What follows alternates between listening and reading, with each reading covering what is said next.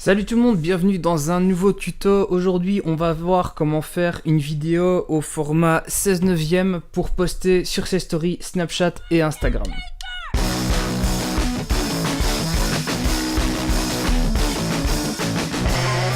Alors, Snapchat et Instagram, c'est deux gros outils super importants. Je reçois des messages. Super importants pour la création de contenu de nos jours, quoi. Instagram est clairement un incontournable. Snapchat, on commence à avoir beaucoup de doutes là-dessus, mais je pense qu'il faut quand même utiliser les deux plateformes tant qu'on peut. Et l'avantage de Snap, c'est qu'on peut faire plusieurs snaps d'affilée, donc on s'en fout plus ou moins de la durée de notre vidéo. Par contre, pour Instagram, on va être limité à 15 secondes. Donc la première chose qu'on va faire, c'est qu'on va créer une piste vidéo de maximum 15 secondes. Après, il va falloir définir le format dans lequel on va l'utiliser. Personnellement, ce que j'ai fait, c'est que j'ai créé un fichier sur Photoshop avec les dimensions d'un iPhone 6, comme ça d'office j'avais les bonnes dimensions. Et puis après, j'ai pris cette image-là dans Adobe Premiere et j'ai fait créer une séquence à partir de l'élément. Avec ça, il restait plus que commencer à chipoter pour faire un truc un peu cool. Personnellement, ce que j'ai fait, c'est que j'ai juste mis un petit peu de texte, la photo que j'utilise partout, un filtre vert parce que je parlais de Spotify, donc j'utilisais les couleurs de Spotify, un petit logo, un effet d'ombre, et on était bon, on n'avait pas besoin de rajouter beaucoup plus. C'est très très rapide comme tuto, donc vous allez voir que finalement c'est très simple, mais il faut voir comment ça fonctionne. Et après ça, on exporte et on poste directement depuis son téléphone.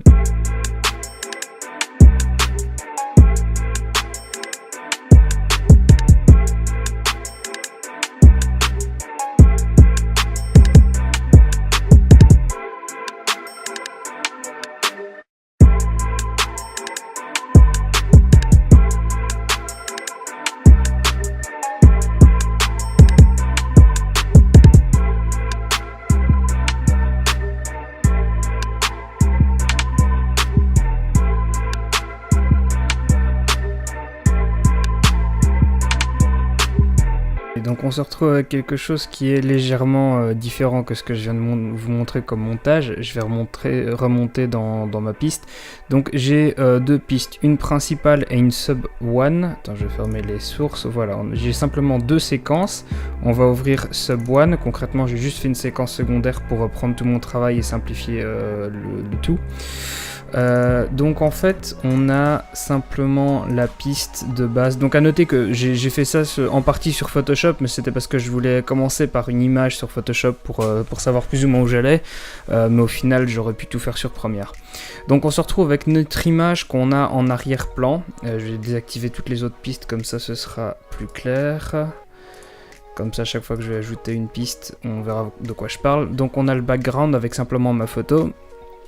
Ici c'est simplement une texture en fait avec un décompte et une pellicule. Enfin c'est une texture que j'utilise souvent pour faire des transitions, que j'ai mis à 50% d'opacité et ça me permet d'occulter pas mal l'image qui est derrière, ce qui fait que ça va vraiment me faire un effet sympa.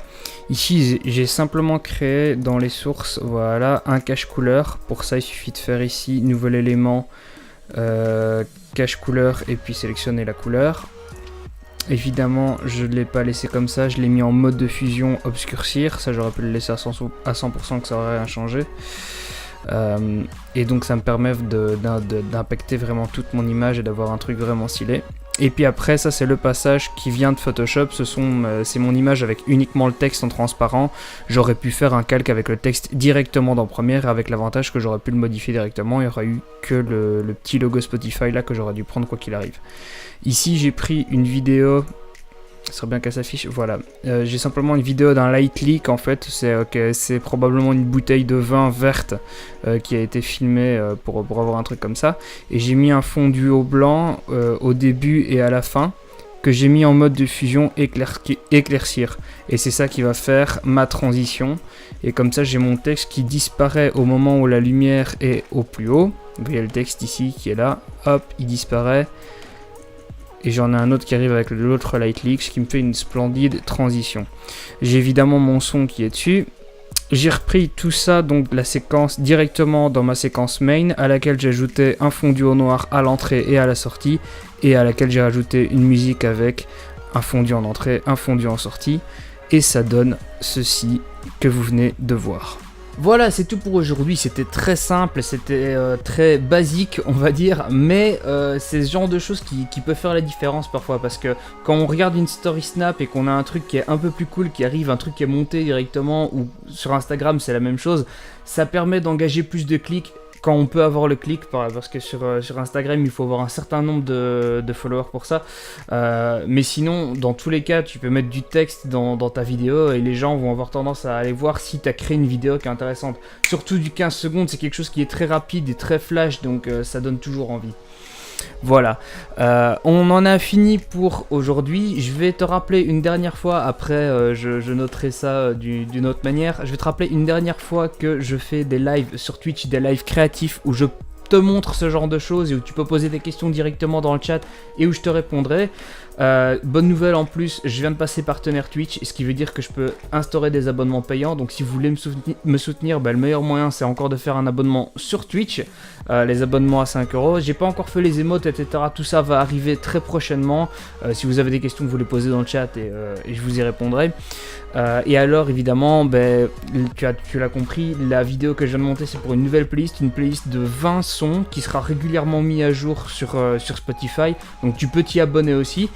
Il faut juste être abonné à Spotify, mais l'abonnement à la playlist en elle-même est gratuite. Si tu sais pas comment fonctionnent les playlists, intéresse-toi un peu à ça parce que c'est l'outil le plus intéressant de Spotify. Et puis je peux sortir des trucs assez cool avec ça. Donc si tu kiffes les sons, voilà, n'hésite pas à me contacter sur Twitter pour dire que c'était cool. Ou si t'as des sons à proposer pour la playlist, dis-moi sur Twitter ou dans les DM, tu peux toujours me contacter. Voilà. C'est tout pour cette semaine, puisque demain je me repose un petit peu et je te donne rendez-vous lundi pour un nouveau podcast et samedi prochain pour un nouveau tuto. Salut!